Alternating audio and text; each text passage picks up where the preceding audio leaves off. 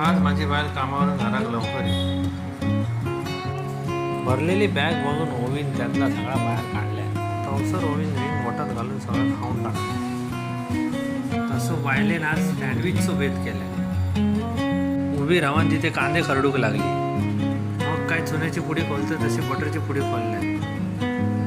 मी नुसतं उभं होतोय तर त्याला बघावला नाही, म्हणून बाबाक बटर लावून मला उभं केलं. मी फटाफट बटर लावून ओवीक थोडा बघून मुराडले. ओवीच्या हातात मोबाईल होता म्हणून पावांची आणि बटरची ॲड करत होता. याच्यात सगळी मेहनत माझीच होती. ममता नुसता नावाक उभा होता. मग काय ममतान टोस्टरचा रकन बटन सोडलाय आणि होडी हलवतं तशी हातान हलवूक लागला. काय प्रकार चाललेला माका पण काही कळलंच नाही. शिरापाड्याने जाऊन येतात असा टोस्टरवर ओवीचा पहिला सँडविच दाबल्या. चा आमका वाटला पहिला सँडविच झाला, पण काय बघतो तर नुसता करपवून टाकला. मी काय बोलूच्या अगोदरच मी खाते असं करू लागला.